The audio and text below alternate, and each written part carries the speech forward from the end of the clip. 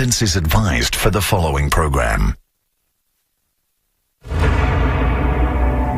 They believed he could move clouds, grant their wishes, and heal them with his magical powers. But one by one, they began to disappear. If he want to have a powerful magic, he must kill 70 women. Dia didudukkan ke dalam lubang dengan posisi duduk, kaki memanjang, baru dia melakukan pencekikan. Convicted for murdering 42 young women, Indonesia's Ahmad Suradji was one of the most prolific and hideous serial killers of all time. Lantar masih di mata ibu aja tuh anak ibu. Sendirian di tengah. Tolong pun ada orang yang tahu. Kok tega kayak gitu?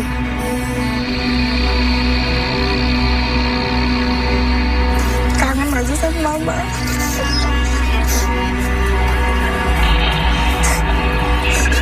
Gak bisa-bisanya mama saya dibunuh.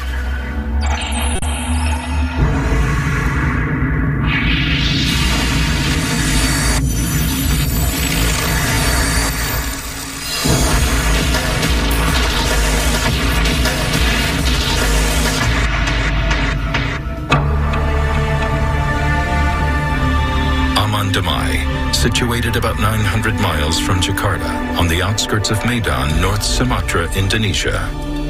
It's an eerie little hamlet where sorcerers are revered. April 27th, 1997. A young man walks into a vast, desolate sugarcane field to gather weeds to feed his livestock. Heavy rain the previous day has washed away shallow layers of topsoil. Within 10 yards of walking into the field, the man sights a large mound of dirt that looks unusually out of place. Alarmed, he rushes to inform the village head, Sugito. Kami gali lah gitu, kami cucuk gitu kan, ternyata bau bangke kan saya cium gitulah kayu itu. Pulang saya lapor kepada Kepling saya. Nah, disarankan sama Kepling, suruh ngelapor Koramil. Nah, lapor saya ke Koramil. Kata Koramil, tolong kalian bongkar. Kalau itu mayat jangan kalian pegang katanya. Jadi kalau kalian hewan udah kau tinggal terserah. Sugito gathers a group of villagers to help hasten the digging process. Around 7 p.m., 6 men start to dig up the mound and its surrounding area.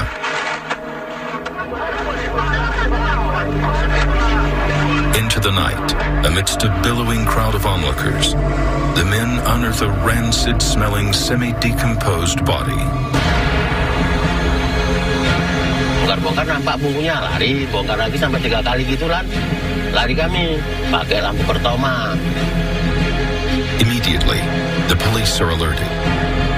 Naked, bloated, and putrefying, the body of a young woman is removed from the muddy grave. Recognized vaguely by onlookers, she is 21-year-old Sri Kamala Dewi. The victim's family is summoned by the police for further identification. It's a mother's worst nightmare. Entah jam berapa lah waktu itu udah lupa ya kan. Dijemput sama adik. Jadi udah sampailah ke sana sama si bapak, Pak. Ya aku di sini kata bapak. Bukan Dewi kan Pak? Bukan. Jadi kepala larungnya pun bilang, bukan Bu. Udah yuk jalannya lihat katanya kan. Dilihat masih dibuka dari kaki segini. Dari bentuk apapun, jenis apapun ya ibu kan tanda. Gak sempat lagi ngomong Dewi, ibu terus gak sadar sampai ke rumah, sampai keesokan harinya. 3 days earlier, Dewi had left her home to run a simple errand for the family. She never returned. But after her decomposed body surfaces in the sugarcane fields, a 15-year-old rickshaw puller steps forward with a vital piece of information regarding Dewi's errand. Mendiang itu bilang pertamanya antar saya kemana? nanti kamu tahu katanya. Dia masih merahasiakan di pertengahan jalan, baru dia bilang mau ke rumah Datuk sebutan kami di kampung ini. Terus saya tanya, ngapain ke sana kak? Udahlah, tosa ditanya aku ke sana ngapain.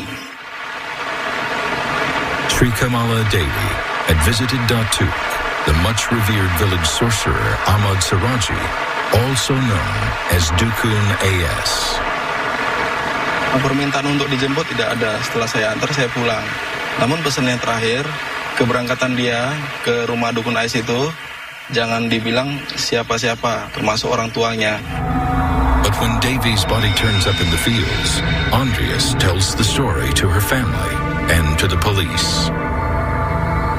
Setelah saya lihat, saya bilang ke orang tuanya kalau 3 hari yang lalu saya antar Sri Kamala Dewi mendiang ini ke rumah Dukun AS. Setelah itu keterangan saya ditindaklanjuti oleh kepolisian. The police immediately approached Suradji's house and after conducting an extensive search, find several incriminating items. Among other things, Devi's handbag, her dress, and a charm bracelet. Suradji denies any connection with Devi's murder, but he admits he has already visited the crime scene and even consoled the grieving family.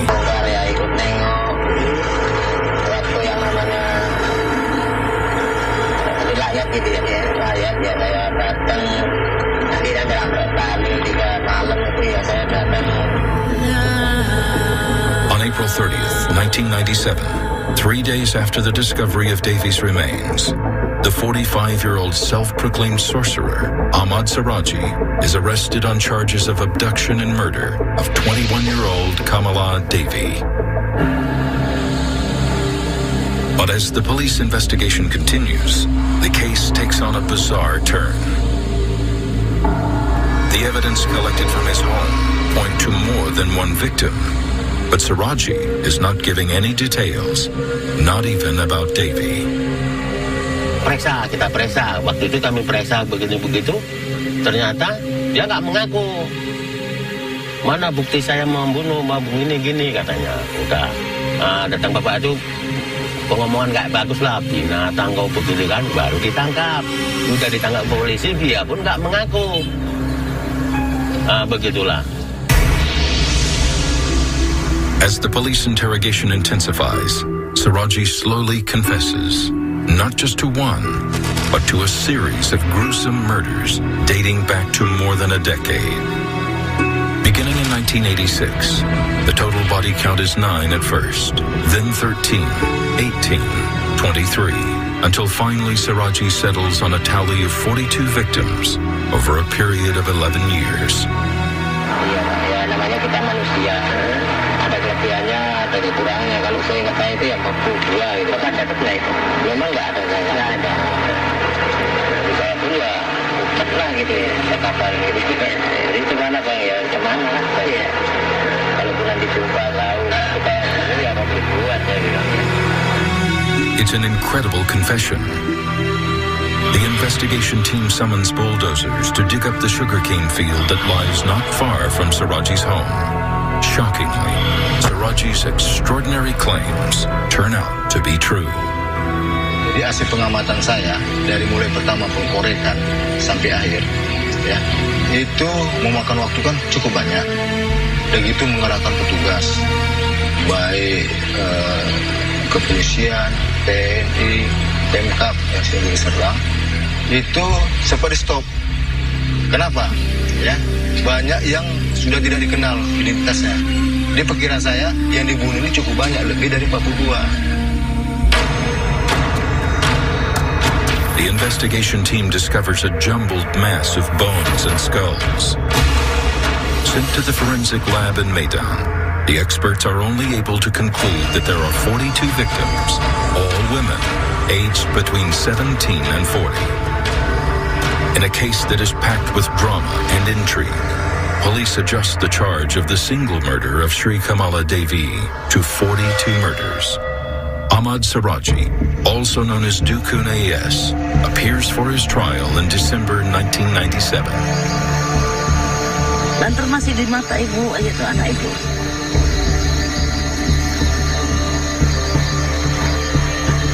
Masih dalam pandangan, nggak ada lupanya belum.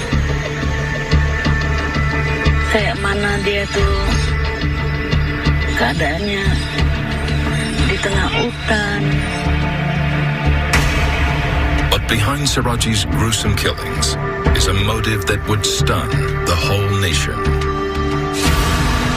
Indonesia's Ahmad Suradji, a much-revered sorcerer, confessed in police custody to brutally murdering a total of 42 young women and burying them all in a sugarcane field. During a rigorous interrogation that lasted 4 days, Suradji revealed the stomach-churning details of his murders. He was made to reenact his method during a process of police reconstruction of murders at the crime scene. As Indonesians looked on, stunned and stupefied, Suradji revealed his baffling technique. The task he had set out to accomplish in order to become invincible was to kill young women, all for a peculiar potion, the saliva of his dying victims. So after strangling his victims, he quickly sucked their saliva.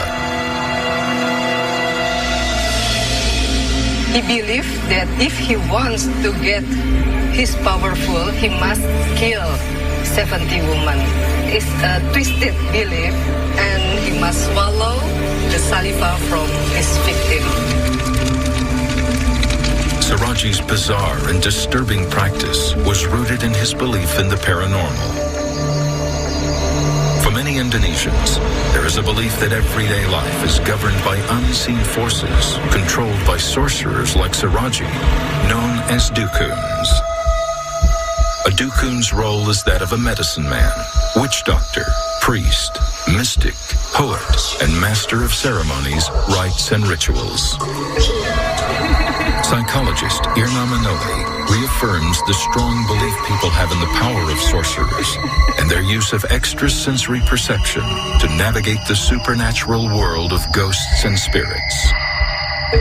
There are 3 kinds of extrasensory perception. That is telepathy, which we can read the other people's mind, and maybe we can transfer our mind to other people. And the second one is telekinetics. Maybe when he moves the clouds to prevent the rain. And clairvoyance, if you can forecast, you can make a fortune teller about other people. Among the residents of the Sumatran village of Amandamai, Ahmad Suradji was the most respected and sought-after sorcerer. Known to villagers as Datuk, a title bestowed on men of authority, or Dukun AS, Dukun meaning a spiritual curer, he was respected for his healing powers. I heard that he can move the cloud to prevent the rain, and I think it is a kind of telekinesis. According to Joko Supriyono, who directed a movie on the life of Suradji, people expect sorcerers like Ahmad Suradji to solve their problems. Kalau kau mau lebih laris lagi, ada cara yang lebih paten. Dia bisa pergi ke dukun untuk menyelesaikan berbagai masalahnya, baik masalah ekonomi, masalah rumah tangga, masalah fisik dalam arti kecantikan, kegantengan. The movie titled Dukun AS not only traces the life of sorcerer Ahmad Suradji, but also features original extracts from an audio interview that Joko recorded with the criminal immediately after his arrest. Sepanjang saya bertemu dengan dia, dia adalah orang yang sangat normal. Dia menyadari semua perbuatannya dan dia tahu risiko yang bakal dia tanggung. Dia pernah bilang bahwa dia melakukan pembunuhannya itu dan dia sadar suatu saat dia akan ketahuan melakukan hal tersebut. Ahmad Suradji was born on December 12, 1952 to Javanese parents. His mother was a housewife. His father was a subsistence farmer and a practicing sorcerer. Karena di masyarakat miskin, orang tua karena memang beritahu apa nama yang lanjut dan Nasib, meaning fate in Javanese, had a troubled childhood, which was anything but normal. Even as a young boy, Suradji dabbled in petty crime. Dari tahun 62 saya di kampung sini. Dari mulai dia termasuk abangan saya lah kan, main-main sama. Memang dia dari mulai dia menjelang dewasa udah jahat. Istilahnya tukang ngambil, mencuri gitulah. Terus jahat aja, dia berantem-berantaman biasalah. After a rebellious and uneasy childhood, he ran away from home. By the age of 19, he was jailed for 10 years for theft and violent behavior. Soon after this release, at 31 years, he did time again for cattle theft. After coming out of jail for the second time, he became restless and ventured into the jungles of North Sumatra and began to practice sorcery.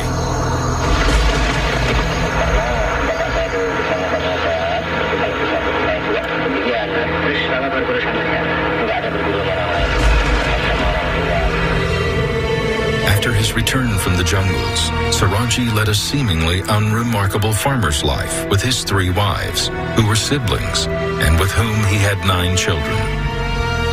As a Muslim, Suradji was allowed to have 3 wives, but it was blasphemous that he married siblings, something his 79-year-old mother, Sartik, opposes to this day. Udah tua aja bandel. Bandelnya apa? Ya, aku bilang, Mama nggak ngelarang kamu mau kawin 2, 3, 4, 5 aku rela, tapi orang lain. Jangan serumpun gubuk bambu diborong semua. Dia yang orang Islam kok kayak gitu.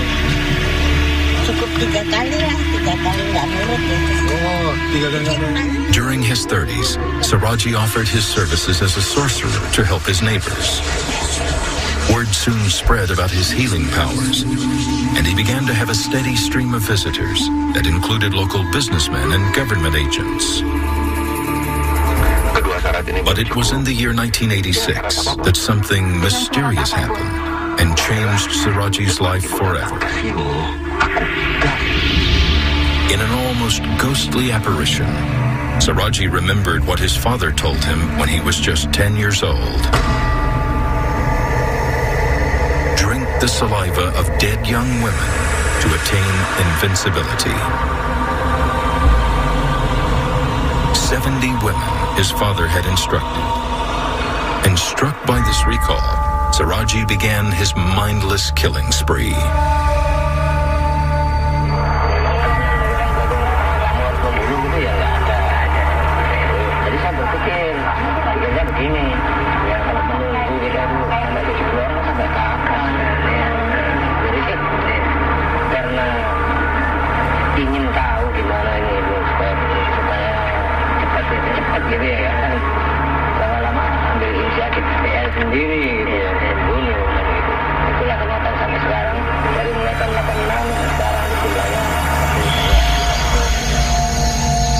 For 11 years, from 1986, Suradji would ensnare and strangle 42 young women and bury them in a sugarcane field, with the murders going unnoticed until one day in April 1997.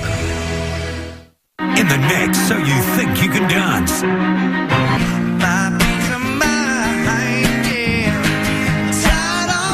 Brought to you by Clips. Get close, get fresh. In a landmark case that shook the nation, the much-revered Indonesian sorcerer Ahmad Suradji was arrested on April 27, 1997, and charged with the murders of 42 young women. The case brought national media attention.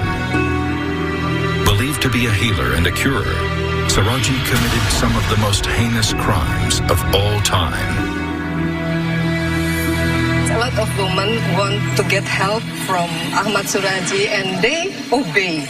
They follow what he said, even though it is illogical. Women frequently visited Suradji for counsel and for help with romantic issues. They particularly sought to cast spells to ensure that their spouses didn't cheat on them. The women were too embarrassed to tell their families of the visits. So when they vanished, no one connected their disappearances to Suradji. Klien dia kebanyakan perempuan dan berprofesi macam-macam. Pekerja seks yang ingin banyak langganannya, ada istri yang sedang berselisih dengan suaminya. Mereka semua datang untuk mencari jalan pintas dari masalah-masalah yang mereka hadapi. Dan mereka percaya Ahmad Suradji mampu untuk membantu mereka dengan cara yang cepat. Jangan coba-coba kau langgar. The movie Dukun AS, inspired by Suradji's murderous spree, features his brutality in great detail.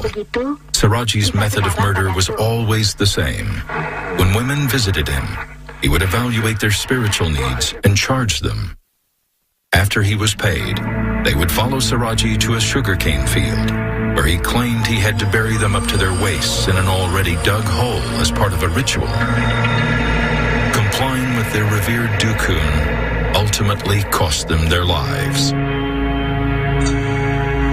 Dia melakukan pembunuhan kepada setiap perempuan itu dengan cara dicekek.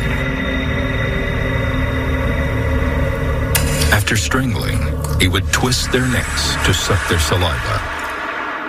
Dia dibantu dengan istrinya, salah seorang istrinya. Kemudian korbannya ini semua pakaiannya ditanggalkan. After taking their clothes off, Suradji would then bury them with their heads facing his home, so their spirits would have a direct path to him. Ritual di ladang tebu itu sebenarnya hanya kedok belaka, karena yang dibutuhkannya adalah air liur korban. Dukun yakin air liur dari 70 wanita yang mati berhasiat untuk pengobatan segala jenis penyakit. By swallowing the victim's saliva, Suradji was hoping to incorporate their power into himself to become invincible, just as his father ordained.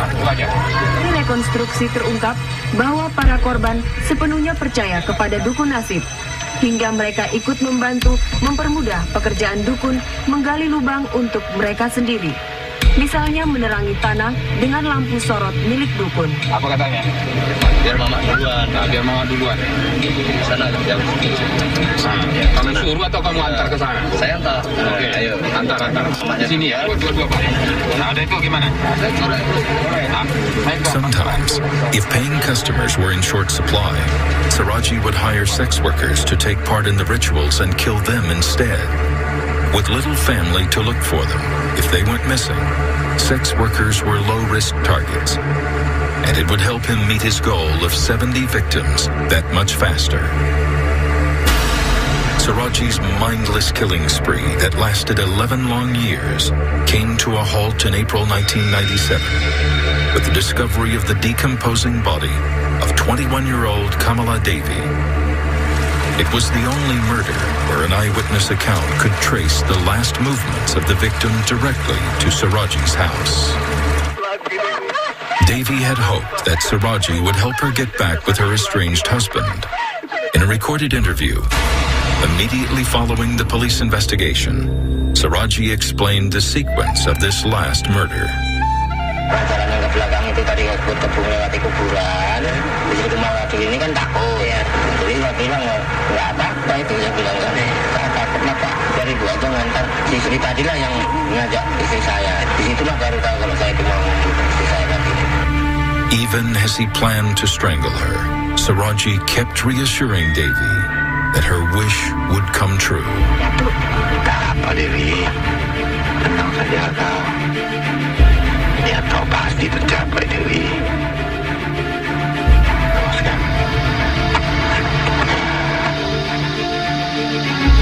Pejamkan mata kamu.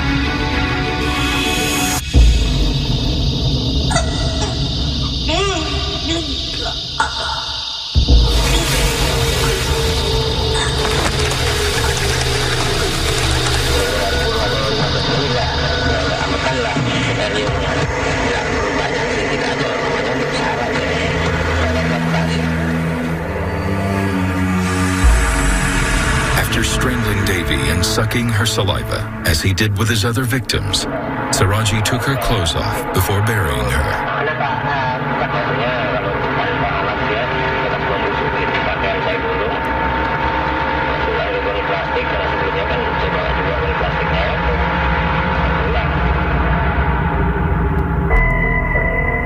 Days later, a mysterious-looking mound was discovered by Sugito's nephew.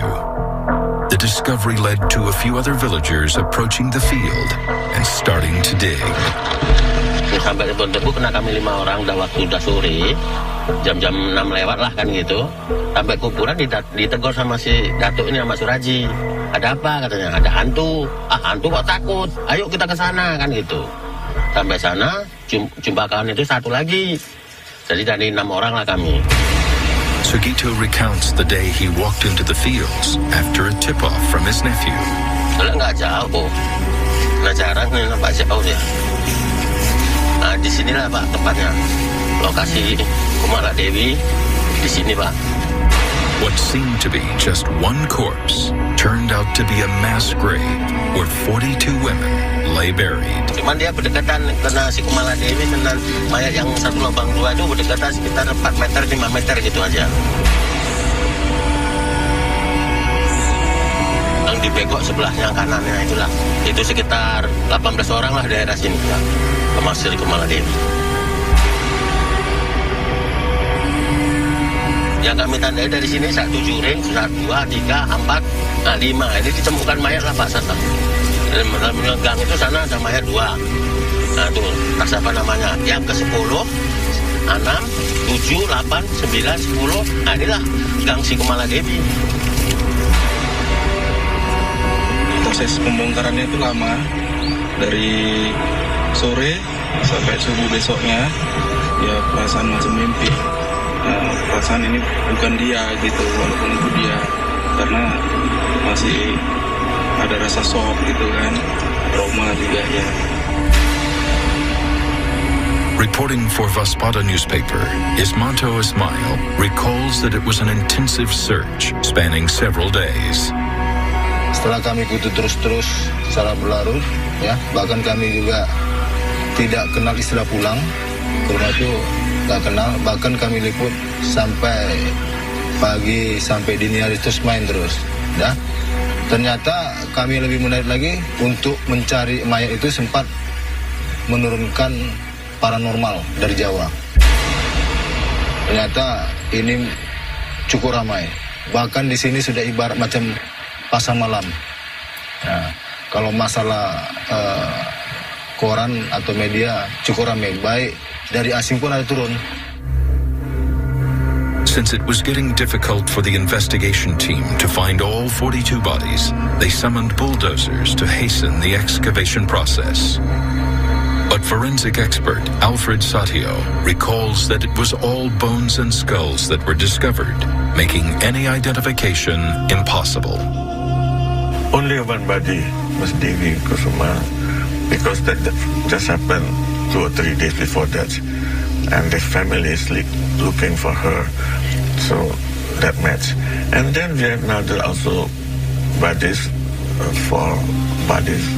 The families came there, but they cannot recognize exactly whether it's true or not, because it's already decomposed. Yeah, you cannot see, maybe swollen already. So there are 4 other bodies.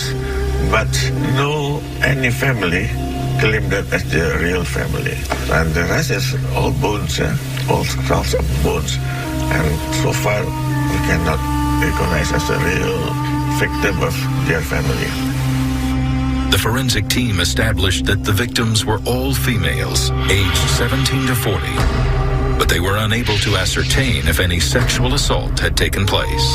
We cannot find it exactly. If rape happened, but the skull that can tell you a lot about the sex of the victim, about the age of the victim, and sometimes if they have the teeth, maybe what their job is. Maybe for people they like to electrician, maybe they on the teeth. You can see from that about 85% and 90% can have that. We need other findings like DNA, but at that time we cannot practice DNA because we don't have the proper sample. With with the enraged villagers of Aman Damai clamoring for justice, Ahmad Suradji was set to face trial in December 1997.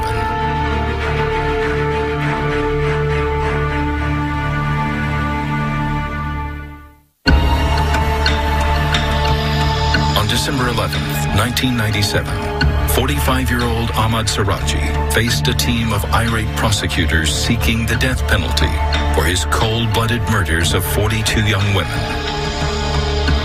Suradji's lawyer recalls that many legal advisors were hesitant to take up the case.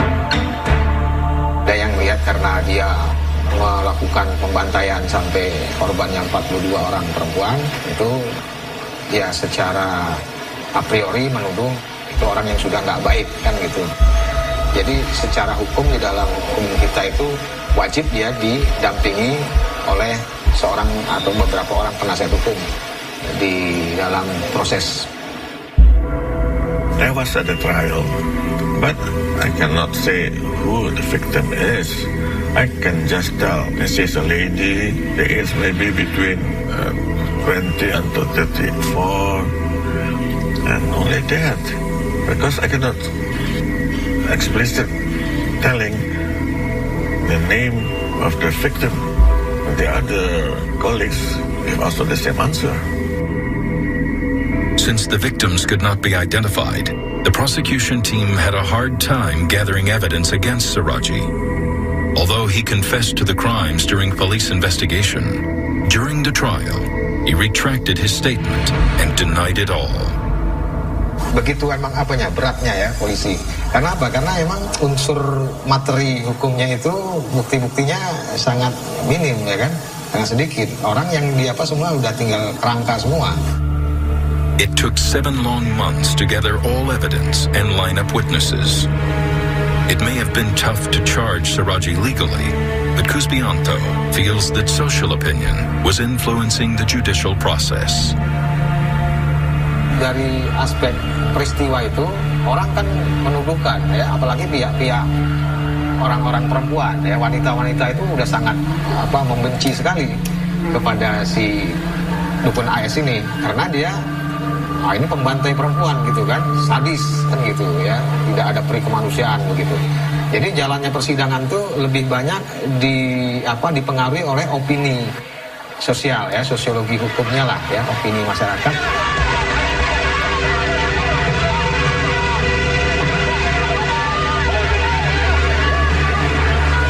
Suradji's wives were also arrested in connection with the case and interrogated to establish the motives as well as their involvement in the crimes. His wives had a vital role in the process of planning and preparation leading up to the ritual murders. Kalau umpamanya dibalik istrinya itu, tapi kalau umpamanya untuk membunuh itu tidak, cuma dia ikut melayani si calon korbannya. Melayani yang mengiring si korbannya ini ke lokasi, ya istrinya, istri pertama. Istri kedua cuma menyaksikan pertemuannya di rumahnya. Istri ketiga juga menyaksikan.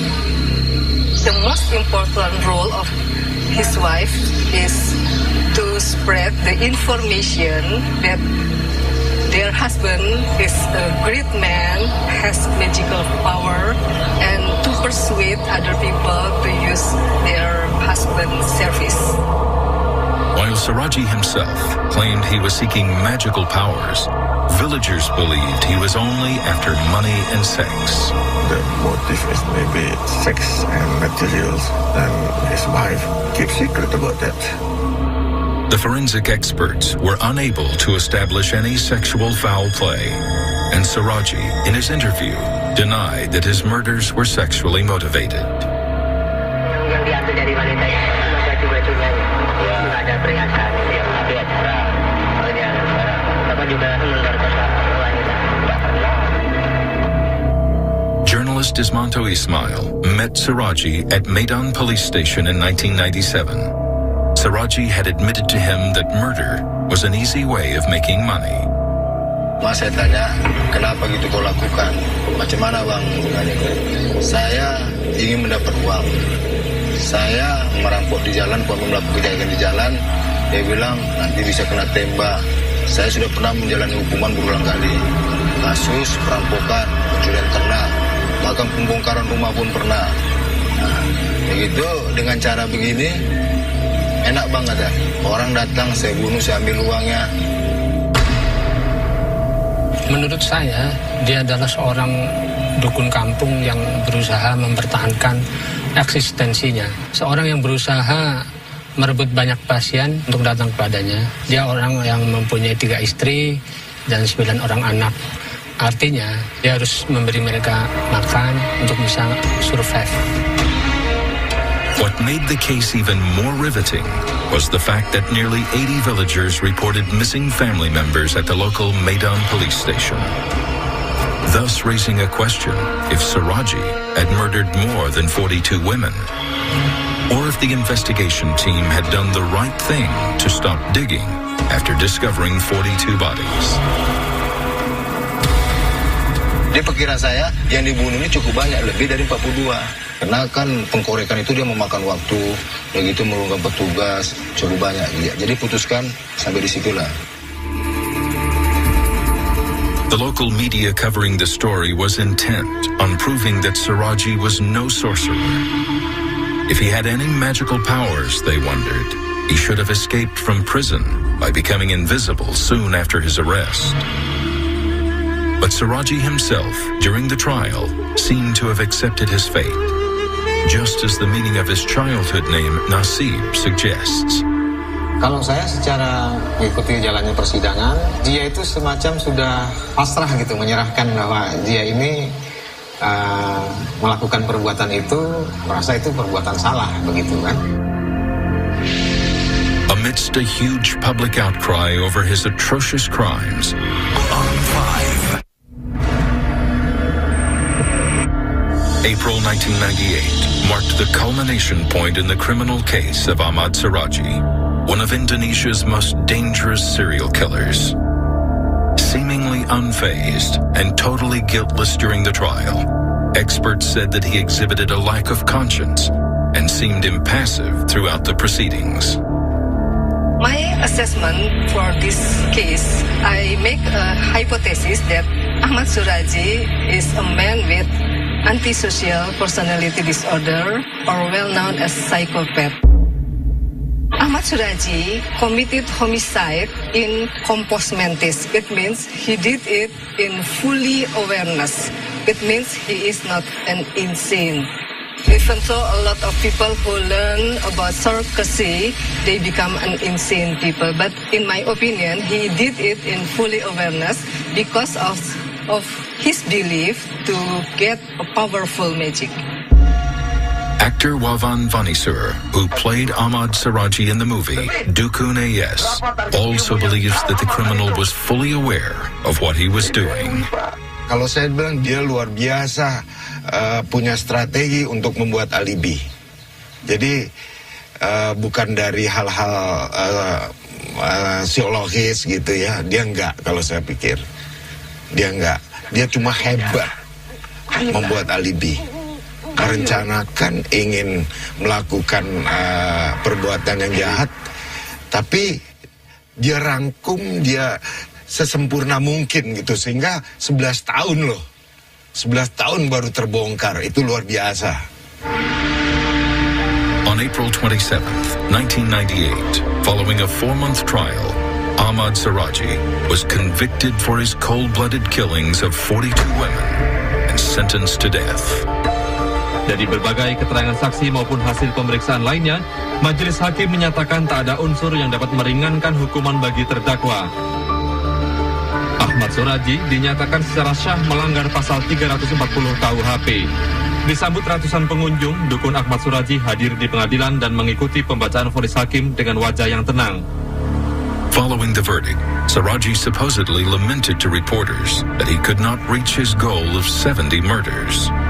Selain dijatuhi vonis mati, terpidana Ahmad Suradji juga diwajibkan membayar ongkos perkara Rp7.500. Convicted with him was his first wife, Tumini, for aiding and abetting Suradji in the murders, and also sentenced to death. Tumini's sentence was later commuted to life in prison.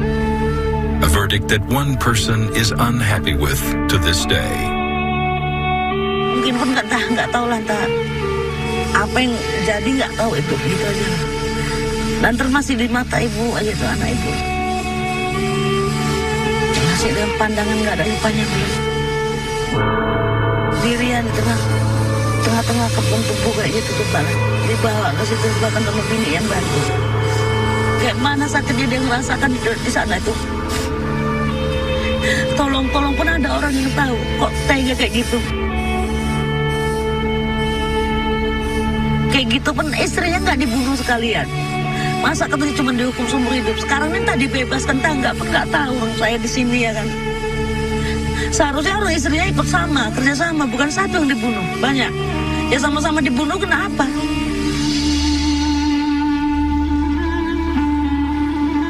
During the trial, the villagers of Aman Damai, in an act of protest and anger over Suradji's cruel acts, ransacked and tore down his house.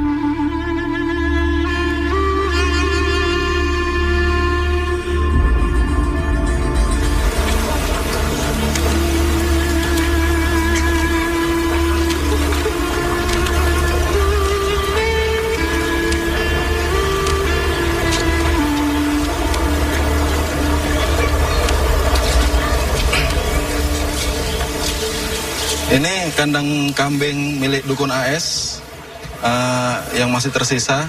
Pada saat itu di bawah kandang kambing ini ditemukan barang bukti berupa jam-jam tangan korban sebanyak 20 unit. Kalau nggak salah, udah gitu masuk pakaian-pakaiannya di sini. Sementara rumah Dukun AS hanya tersisa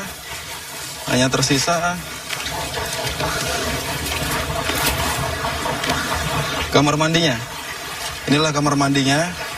Rumah Dukun AS di posisi belakang, sementara rumahnya dulu itu setengah papan, setengah tepas, dan atapnya atap rumbia.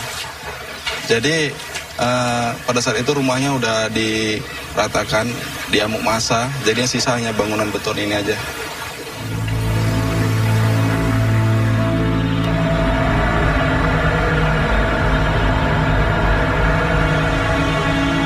July 10, 2008, nearly 10 years after the sentence was given, Ahmad Suradji was executed by a firing squad, shot in the chest, dying 3 minutes later.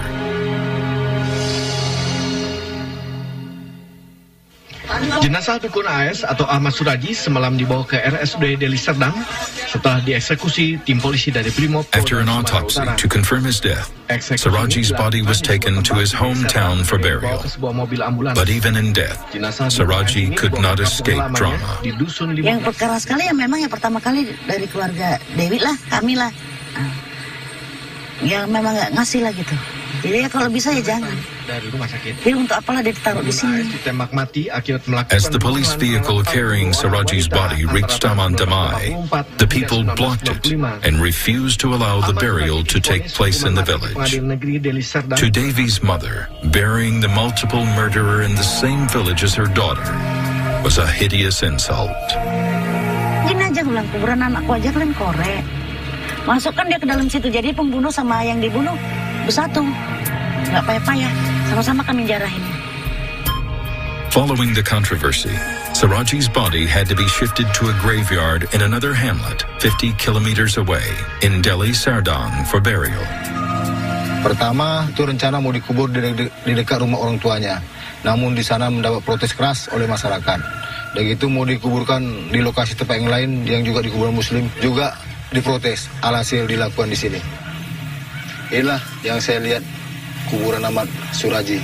Karena waktu pengkorekan itu saya sempat juga lihat melakukan penguburan. Ini daerahnya.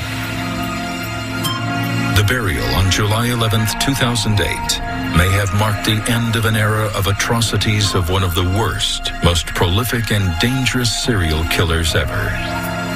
But Ahmad Suradji, the witch doctor, the sorcerer from hell, managed to leave many hard-to-heal wounds. Kan si anak ini yang kasihan. Asal ada orang gini gitu, ya itulah dia kan sedih. Waktu itu umurnya masih 2 tahun 2 bulan itu mamanya meninggal. Jadi dia kan tahu ibunya ini cuma di fotonya aja kan gitu.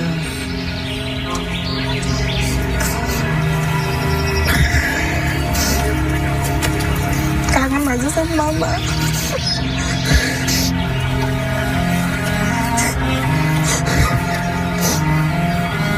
Ya sedih lah, kok tega. Marlan satu kawan sama Wek juga, dukun AS-nya.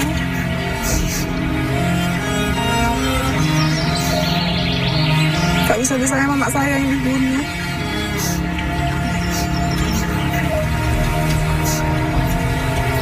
Namanya anak, kayaknya dia tuh mau pulang gitu. Gak bisa lupa ibu. Setiap hari dia ninggalkan rumah lah. Setiap bulan 4 ibu udah gak karu-karuan. Seolah-olah ibu menunggu dia. Dia mau pulang gitu. Perasaan ibu dia tuh masih merantau aja gitu. Bakalan pulang lah dia gitu kalau harapan ibu. Kayaknya gak bisa rela ngadepi kenyataan.